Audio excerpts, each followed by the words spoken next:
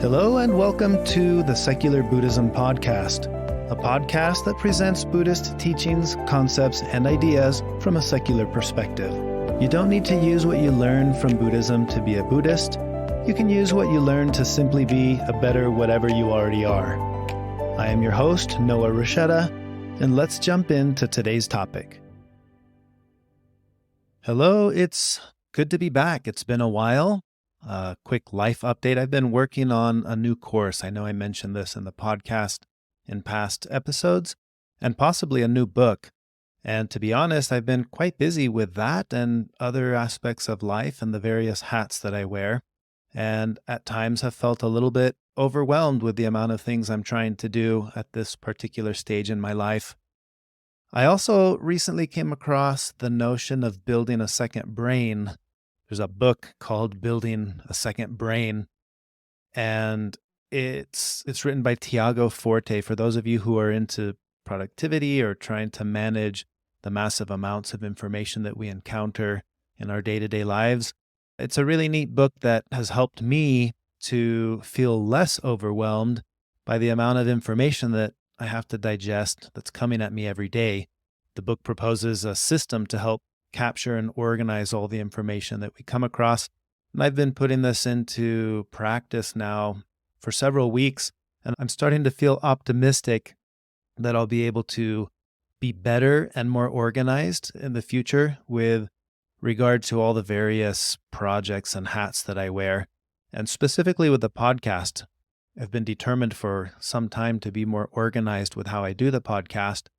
And in the past, my format has been I'll record a podcast episode if and when a thought comes to me and I feel inspired to talk about it.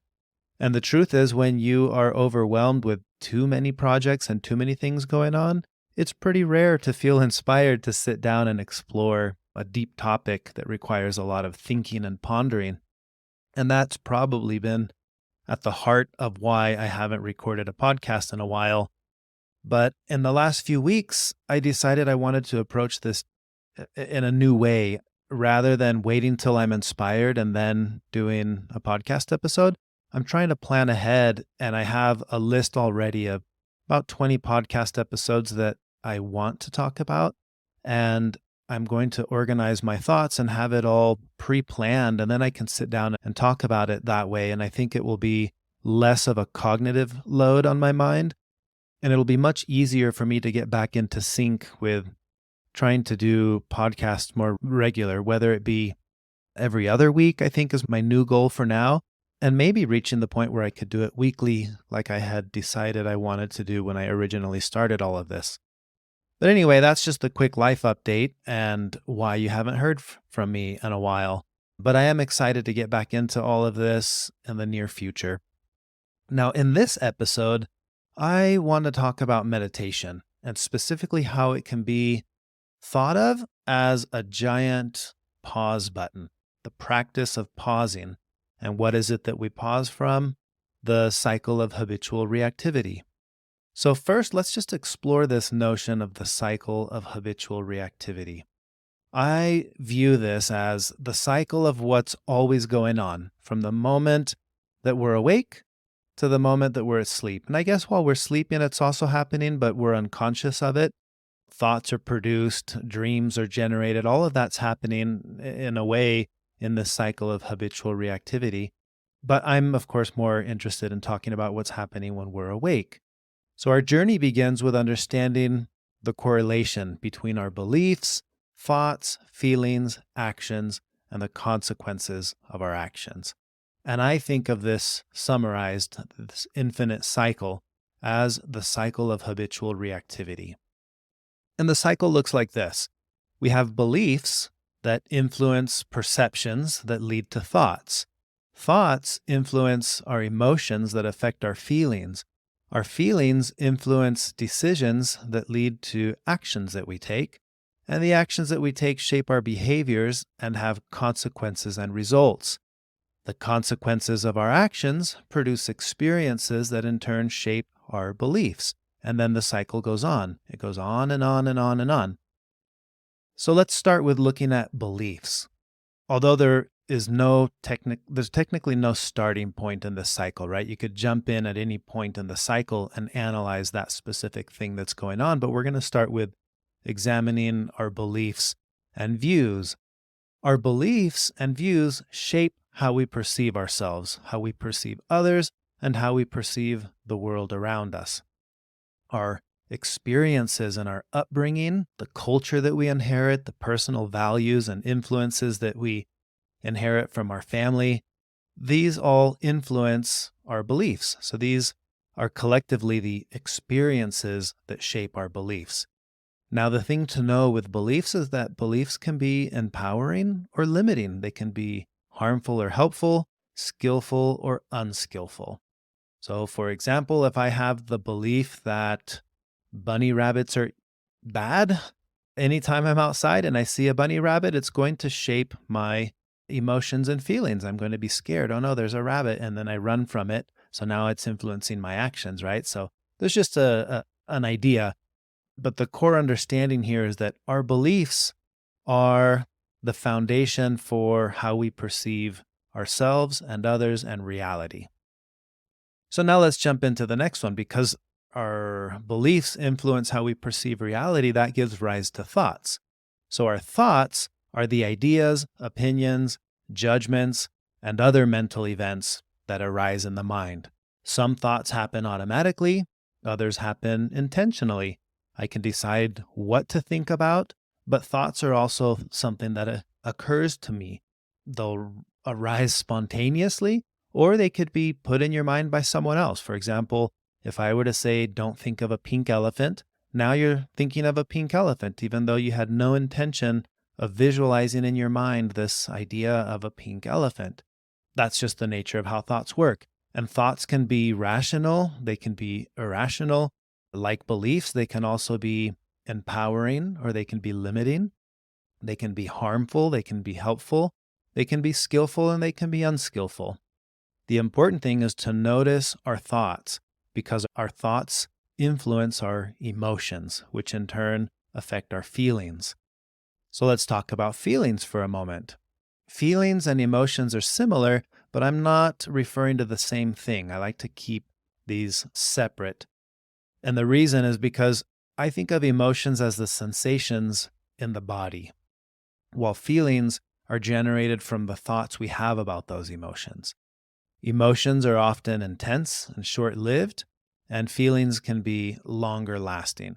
Feelings are generally categorized as pleasant, unpleasant, or neutral.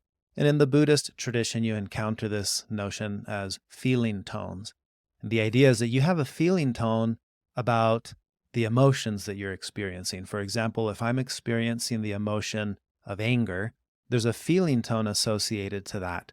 I may feel anger as an unpleasant experience. I may feel happiness as a pleasant experience. And there may be other emotional states that are just neutral. The understanding here is that understanding our feelings is crucial because they influence our decisions and our actions. So now let's talk about actions for a moment. Actions are the tangible expression of our thoughts, feelings, and beliefs. They include what we do, but they also include what we don't do. Our actions can be intentional or unintentional, and they can have positive or negative consequences. Now, actions are very important to understand because our actions affect our behaviors and they have far-reaching consequences. I like to think of my actions or inactions, what I do and what I don't do, as ripples in water. Like the moment you touch that water, it creates ripples and those ripples go out, right? There's no bringing them back. Everything that we do or that we don't do has a similar effect in our lives and the lives of others and in the overall intricate web of reality. There are ripples. There's a ripple effect. So it's important to understand that there's no way for you to not be involved in the ripple effect of the fabric of reality, whether that be how it affects your life or your family's life or your society, community, whatever it is, right? Whatever you're doing or not doing is constantly creating ripples. And that I think is very important to understand. So those ripples are like consequences. So the consequences are the inherited results of our actions.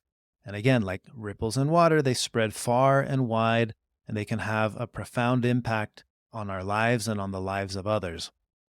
So understanding the consequences of our actions is important because they produce the experiences that happen to ourselves and to others that ultimately shape beliefs. So, and then the cycle starts over, right?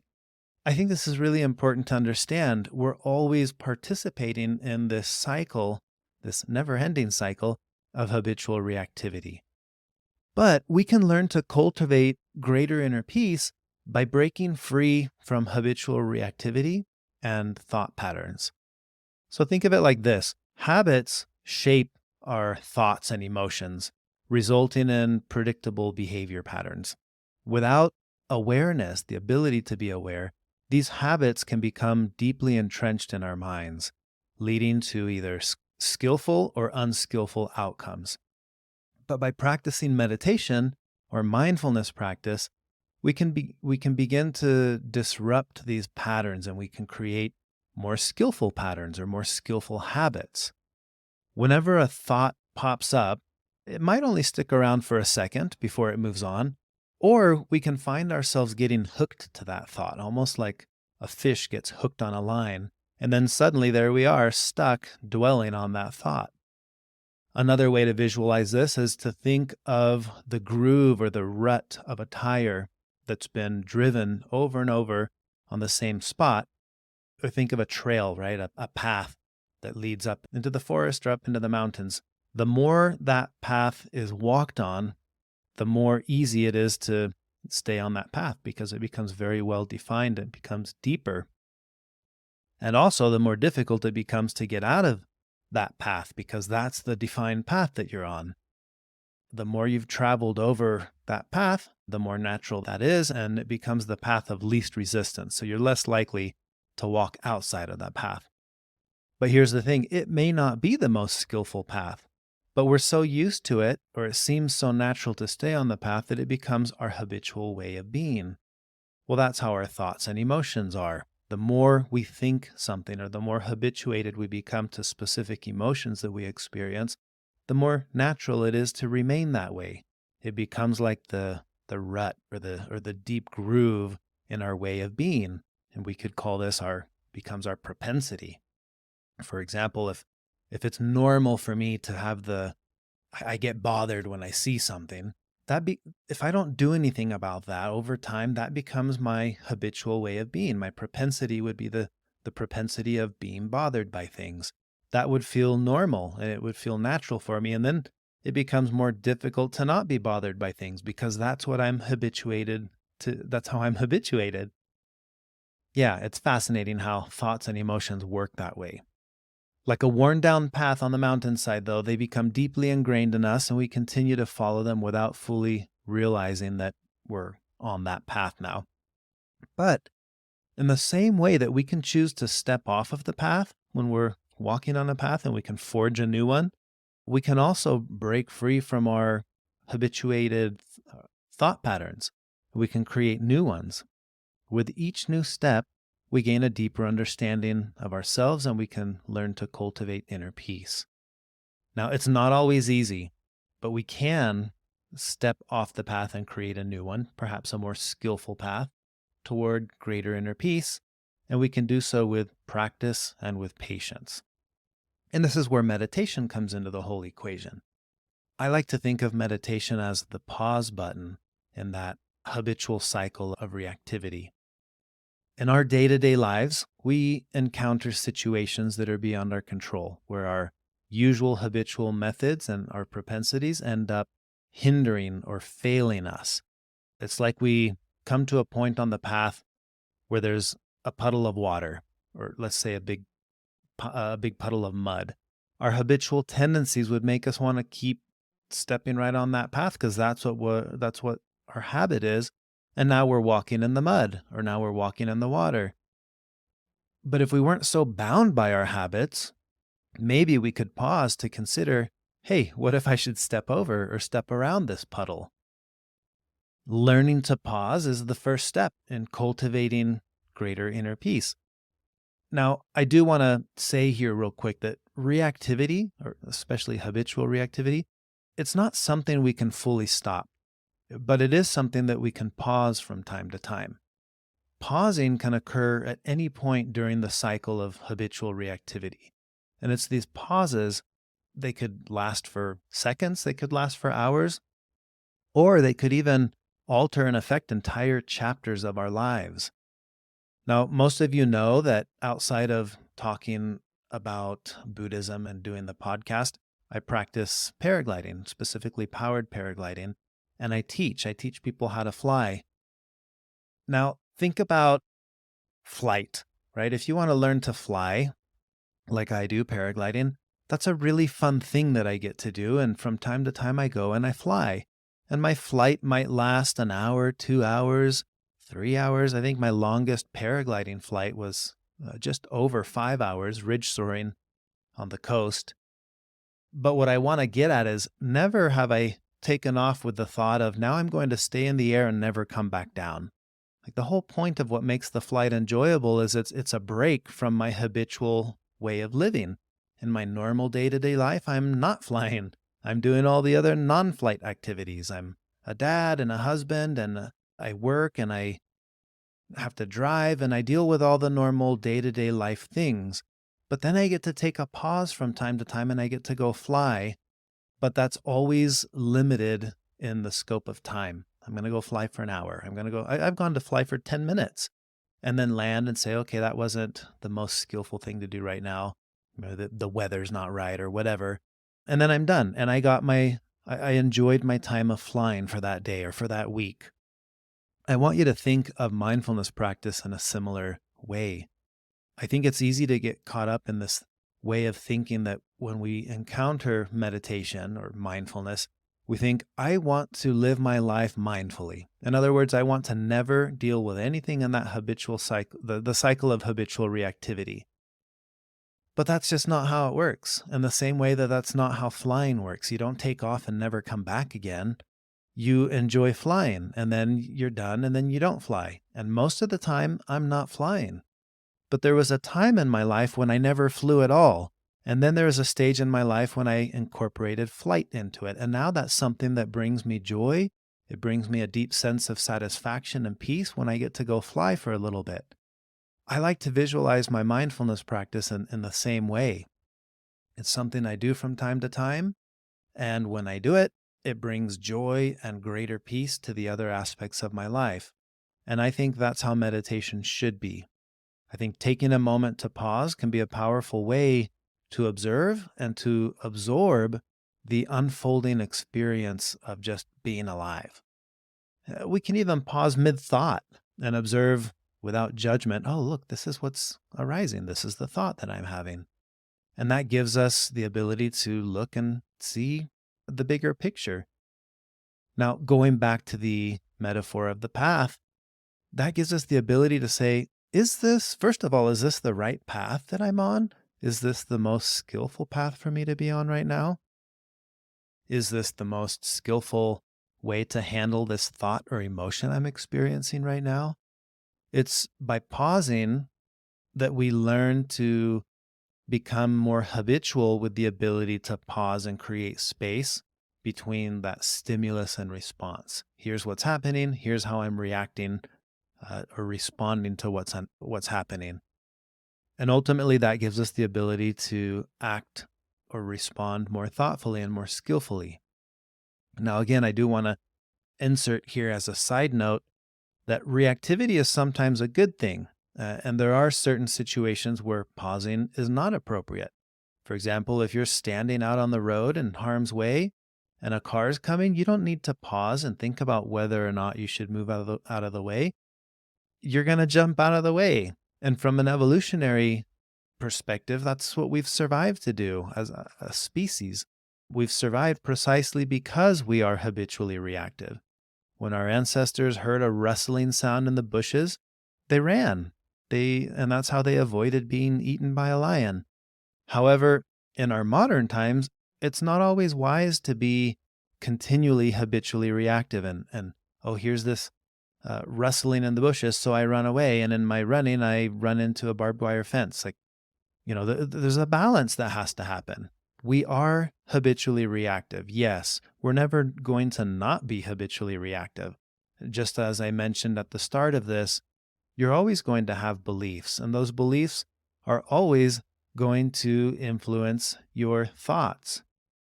And those thoughts are always going to influence your decisions and actions, and your actions are always going to have consequences, and the consequences of your actions are always going to be shaping new experiences that in turn shape beliefs, and there's no way to fully break from that. But from time to time, it can be especially helpful to pause.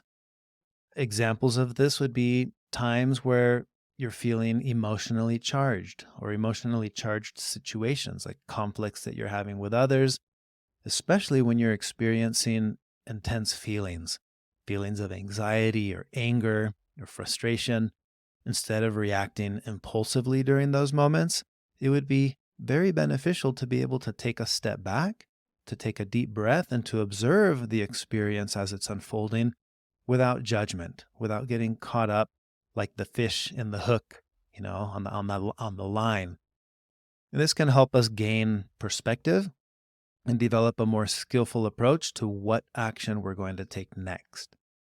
So think of meditation as the pause button for the cycle of habitual reactivity. And I want to emphasize again, it's a pause button. It's not a stop button. You don't hit stop and there, it's over. You hit pause. And for however long that pause goes, it all starts back up and you're back in the cycle of habitual reactivity. That's what it is to be alive. So from the perspective of meditation being the pause button, when a lot of people encounter Buddhism or concepts from Buddhism for the first time, or mindfulness or meditation, I think there's this notion of, why should I meditate? What benefit does it have for me? Well, if you think of it like this as a pause button, the more skilled you become at hitting pause from time to time, the more skillful you are at living your life. And that's why when you study meditation and you approach this, at least from the Buddhist perspective, you realize there are two primary types of meditation. And the first type focuses on fixed attention. And the second type focuses on keeping an open awareness. And both play an important role in this pause. You see, with fixed attention meditation, this involves focusing on a single object. These are the meditative techniques like focusing on your breath or repeating a mantra. The goal of that style of meditation is to keep your attention fixed on that object and notice when your mind wanders and then bring your attention back. So it teaches us to focus and to pay attention to our experience. So this is what I would call the practice of learning to zoom in. Now, an example that's brought up in Buddhism with this style of meditation is the example of walking into a shed and the light is dim in that shed, and you look down and you see what looks like a coiled snake. Now, the next series of events that will unfold all have to do with your perception, which in this case is an erroneous perception of reality, because you think there's a coiled snake. Think of how you're going to act, what the next action is going to be, all based on the belief that that's a snake. When in reality, if you looked at it long enough, just looked at it a little bit closer and a little bit longer, you'd realize, oh, that's a coiled hose, not a snake. That's the practice of fixed attention. It's being able to look at something long enough and have the ability to focus so that I can say, oh, I'm not going to react this way because that's not what I thought it was. So that whole first style of meditation of fixed attention is built around that premise, that too often our focus is robbed from us by other things, and our inability to focus and pay attention leads to unskillful choices. For example, mistaking the coiled hose for a snake. Now, the second form of meditative techniques, open awareness, this involves being aware of your surroundings and everything that's happening without focusing on one specific thing in particular. This type of meditation is often used to develop a sense of mindfulness and to remain present in the moment. This teaches us to notice what else is going on around us. This helps us to be aware of things as they truly are. So this is the art of learning to zoom out. So you have these two meditative techniques that are pretty much opposite techniques, right? On one, I'm learning to focus and pay very close attention and zoom in. And on the other one, I'm learning to maintain a greater open awareness to everything else that's going on, not just the one thing. Both of them have their merits and both of them have benefits. So you want to be skilled at both because you encounter this topic in Buddhism, the notion of the middle way. You want to be good at both. Sometimes the right thing to do is hone in and zoom in. Sometimes the right thing to do is, hey, zoom out, look at the bigger picture. And the example that's brought up sometimes with this second form of meditation is the notion of the non-toothache that Thich Nhat Hanh talks about. If I'm really good at focusing in on one thing, I may not be good at zooming out from time to time to notice what are the other things. So, for example, the non-toothache, right? If it probably didn't occur to you that you are experiencing right now a non-toothache. But if you practice open awareness and you're allowing the mind to be completely open to all the experiences happening, yes, I may notice, hey, I'm stressed about this one thing that's happening at work right now. But also I'm noticing that I'm not experiencing a toothache. And that awareness of the non-toothache can give rise to a greater sense of inner peace and gratitude because I'm glad that right now I'm not experiencing the non-toothache, or I'm not experiencing the current emotional state of the loss of a loved one, or whatever the thing is. Like, we're always experiencing a lot of things, but we're also always experiencing a whole lot of things that we're not experiencing. And that's kind of what happens with open awareness.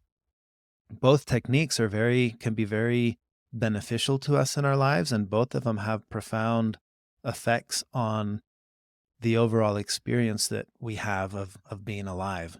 And I've talked about various techniques within each of those two frameworks in past episodes, but I'll probably address those. Well, I know I'm going to address them much more closely in this online course I'm about to release that goes into greater detail with specific practices under each of those two methods.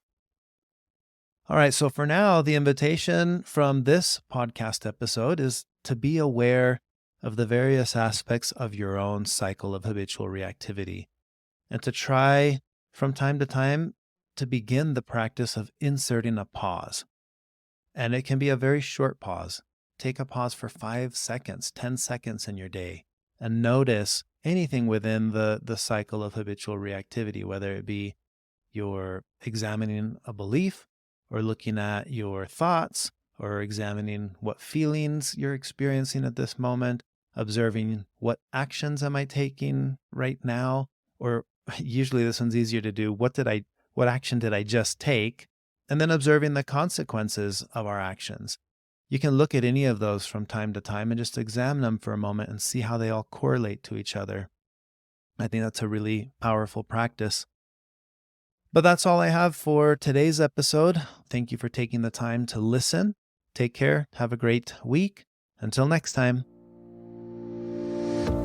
Thank you for listening to the Secular Buddhism Podcast. If you enjoyed today's topic and you want to learn more, visit secularbuddhism.com, where I have links to my books, courses, podcast episodes, and information for how to join the Secular Buddhism Podcast community. Thank you for listening.